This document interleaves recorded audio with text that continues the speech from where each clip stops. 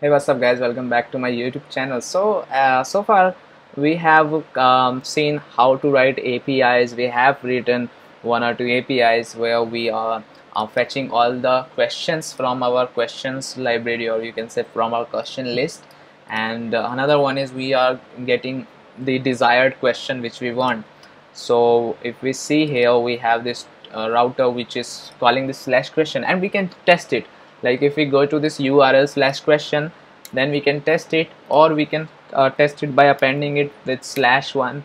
Then also we can test it, but we cannot test all the use cases, like what will happen if this is not a get request. It can be another type of request like post request and everything. Will this work or not work, and what will happen, everything. There can be a lot of situations where this test will this individual test is not sufficient. Okay, we need something, so we need to write test for that, and that is what I told you in the beginning, that we will write more and more tests to make sure that everything works fine before giving this API to our front-end guy or any other mobile side or client guy. So this is what we are going to do in this video. We will see how to write tests, okay, and we'll also see why test is important. Okay, so first of all, we have this pubspec.yaml. Here you can see we have this dependency as test, okay, and this is what will make sure that we can write test for our application. Okay, now so basically in Dart, so tests are all the tests are stored in this top level test directory. If you will see Flutter also, then the same rules follows there. So this has all the test directory, and whenever you will write any test, you have to append that particular file with the underscore test keyword. Okay, so like I am writing an example test, so I have to write example underscore test dot dot. Okay, so you have to append this with underscore test, so that because these all tests must end with this underscore test dot dot, and they should be in the test directory, so that it can understand that you want to write a test. Okay, and you also need to import this this harness. Okay, so this test harness actually exports the test package, and this also declares this class, which is this test application class. Okay, so basically the strategy is very simple in Aqueduct, that you run the application locally, and then you will execute some request and verify their response. So similarly you will write a test application here. Okay, and what it will do, it will run your application from your test, and it will have a client property for executing all the requests. Okay, so here if we see here what we have this start method, where it is doing some stuff. It is testing from picking up some configuration, we'll talk about it, and then it is passing, then this is making a new client application every time, and then on stop it is stopping that application. Okay, so we'll talk about it. I know this is a lot of stuff, so you don't have to worry about this. So let's move to our example underscore test dot dart. What actually happens here, so if you will see, we have a main function which is fine. It is importing that harness class, which we need to do so that it can export the test package. Okay, so now we have this main class where we have this test application, we have the instance of our test application, then we have some methods like setup all and then tear down all. So what will happen, when this method will be called, your testing will start, and as soon as this tear down all will call, then your testing will stop, and also all the resources which you are using will be stopped. Like if you are using a test database, then that database will be cleaned as soon as your test is completed. Okay, so this is that is why we have these two methods, setup all and tear down all, so that this is because just for testing purpose, so this should be available only for the testing time. Okay, then we have this group, which is a group of testing and blah blah blah. So we actually don't need this because it is just making things very complicated. So let's try our first test, which will be very basic test. So we will try to write one test which is just adding two numbers. So we will say test, and in the description we will say add two numbers. Okay, And in the body, what we can say, we can have a method here, okay, where we can say what we are expecting. Okay, so wait a second, so we can say here expect. Okay, now it will say actually what you are passing. So I am passing suppose 1 plus 1, and what you expect from this, so it should be equals 2. Okay, so this is our test. Now let's run this application, and you have to press right key on your mouse, and then you will see run test in example underscore test.dart, and you will click on it, and now it will perform some test, and you can see our test has passed. So which basically means 1 plus 1 is actually 2. Now let's say if I will make it 3, so let's run this test again, and let's see if that works or not. So, and you can see test failed. So what it is saying, expected 3 but actual is 2. So that is how you will write test. So this is a very simple example. Let's just make it 2, and let's try it again. And if you will go inside any method, and then you will right click, and then you can see run add to number test. So if you go to that particular test method, then you can perform that particular method's testing only.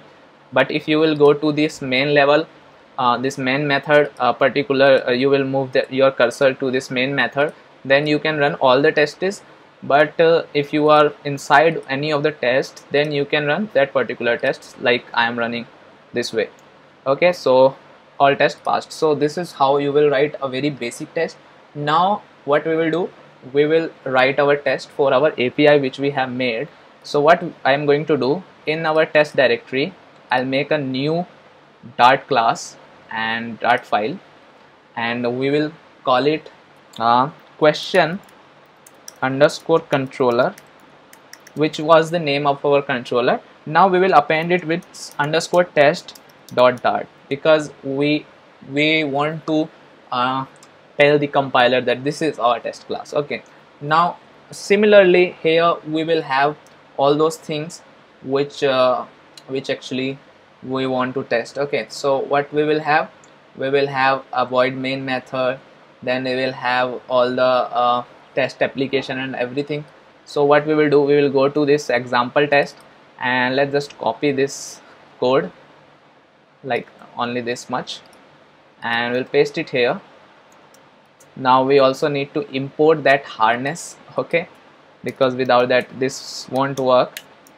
So harness slash app.dart. Okay, so this is what we have. Now below this we will write our test. Okay, so how to write our test? So first of all, we will see if our this get all questions is working or not. So get all questions is the description, so I can write like this, get all questions. Now in the body, what I will say, I will make a function here which will and here we can say we want to make a request. So we will take a variable request, we will ask the app dot client, okay, to request. So it will ask this our application dot client, which is our client, and test application client. So for requesting to this particular path, so here the path would be slash questions. Okay, so this is our path where we want to perform the test.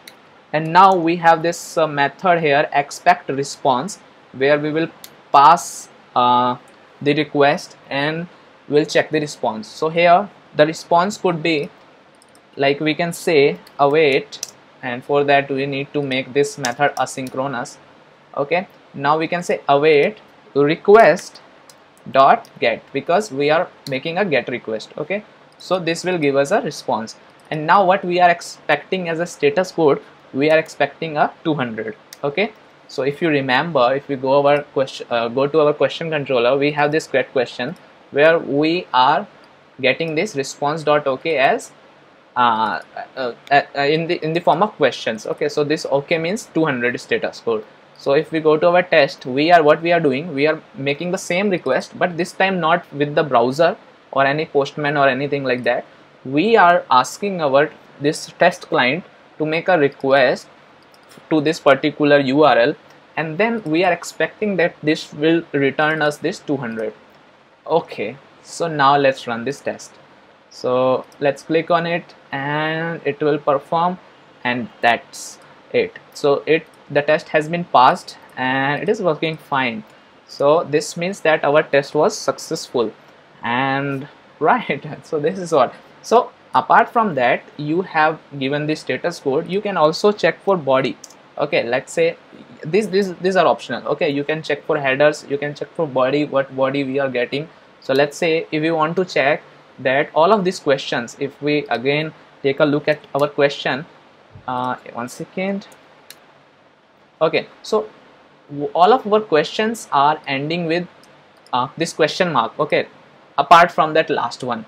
So what we can check here, we can say every element should let's say ends with and this question mark. So we can also test it. So now let's run the test, and it should fail because one of our question is not ending with the question mark. So here in the response we can see that expected HTTP response status code must be 200, and headers can be anything. Body after decoding must be that every element should end with this question mark. This is fine, but the actual is status code is 200, that is fine. Headers are following, which we don't care, and it is saying the body differs, which means that what's your name, which doesn't match a string ending with this question mark. And this is kind of very interesting, because on the normal, for the normal human eye, you can just skip this question mark, but our test will never skip it because we have written this. So what we can do now, we will go to our question controller, and rather than here what's your name, we will make it a question mark as well. And now we will restart our server so that these changes can be take place, and now it is fine. Now let's run our test. And also we don't actually have to perform the restart, I guess, for the test. Let's try this first, and yes, this is fine. Okay, so we are done with this. Now let's try to change it back so that we can see if we need to restart our server or not for making this test work. Okay, so now I have removed this again, and now let's run this test again. Now it should fail, and it is failed. So we don't have to restart your server again and again for making changes, for doing the testing part. So that is also a good thing. So here let's just change that back to what's your name underscore this question mark. And now let's run. If you want to run, like we have only one test as of now, let's say we have two tests, then we can also run that particular test. So I'm running this test as of now. We have test this get all questions. So this is how you will do.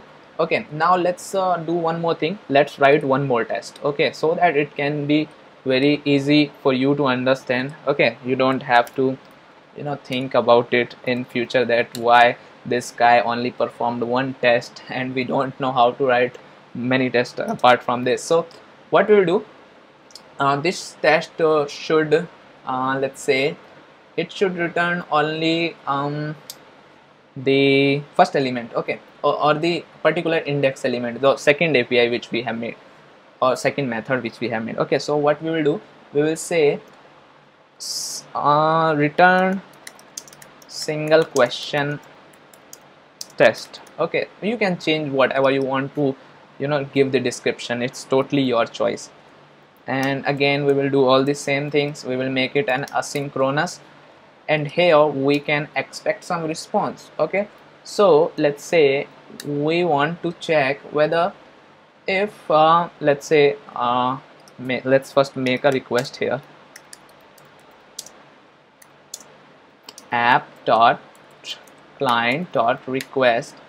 we will pass here /questions, okay, /1. okay, so that this one actually exists. So what we are going to do, we will check if this returns 200 or not. So here we can say await request.get, and status code should be 200. Now let's run all the tests. So we will go to this main method, and then we will press the right button on the mouse, and then we can say run tests. So it will now perform two tests, and you can say test first one is passed but second one is failed. And what it is saying, it is saying that, okay, that status codes are different.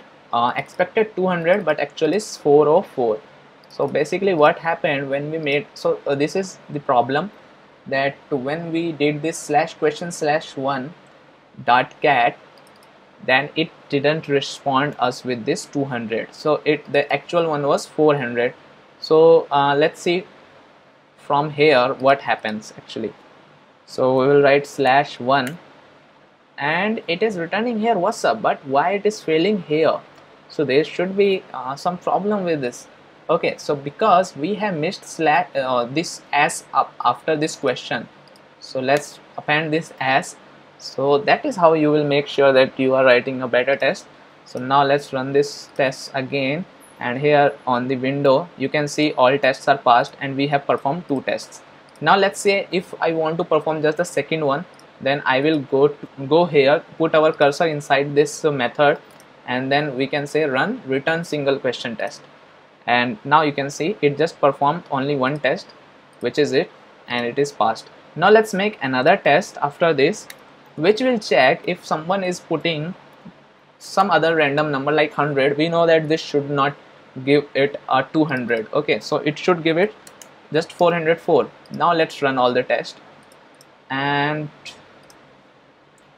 boom, so every test is passed. If you see, it is returning 404, and I guess it is working very well, right? So now what actually is happening, and one more thing guys, so here if we check, if we have this body, okay, where we can have a lot of checking here for body, like we can check if the length is bigger or not or something like that. So now let me just do one more thing which will make some clarity with you. So let's go back to our question controller and let's remove all the questions. Okay, what we are doing, we are removing all the questions. Now one second, why I'm doing this, I'm just telling you that, don't wait for a few seconds. Okay, now we don't have any question. Okay, so let's go back to our question controller and let's run all the tests.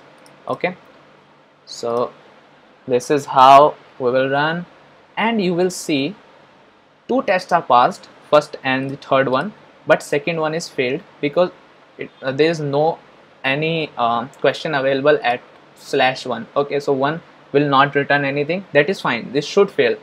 And the third one is also failed because there is no 100, and we were saying that it should return 404, so it is passed, so that is fine. But the first one, which is asking that body should have every element and with this question mark, is also passed, which should not, because we don't have any element. Why this is happening? Because body is checking for this every element and with this question mark, but the thing is that we don't actually have that inner matcher which can check it. Okay, it is just skipping that part because it does not have any body, so it is skipping that part. But what actually has happened is that the every element matcher ensures that this string in the response body passes the inner match ends with. Okay, so what that means, that if the response body is an empty list, the inner matcher would never run. Okay, so the test would still pass because this will never run. Okay, so how we can make it possible, like it should run, right? So what we can say, let's do one thing, we can check here that all of, we have another this method all of, one second. Okay, we can say all of. Okay, here we will pass for what we want to test. So first of all we will check has length, so the length should be greater than 0. Okay, because we were expecting some questions, so if we don't have any question, then there's a problem. And after that what we will use, we will have this every element, okay, which is ends with this question mark, so we can say ends with question mark. Okay, so basically what was happening earlier, it was not able to check inside whether this ends with exist or not, because that does not make sure with our inner measure. Okay, so now it is fine. Now let's run all the tests, or just this test, so that it should fail now. And it is failed because it is saying the body differs for the following user has length of 0. So it is not having that 0th length. It should be greater than 0. So now let's add the questions back, and now let's run this again, and it should pass now, and this is fine. Now if we run all the tests, then all the tests should pass. Oh, that's it. So we are done with writing test, and this was very efficient way of doing testing. Now we will configure our database in the next tutorial. So keep watching, and if you are enjoying these tutorials, then please make sure to subscribe to the channel, also like the video. And if you are not enjoying, then you can do whatever you want to do, man. So bye bye, take care, and I'll see you in the next video.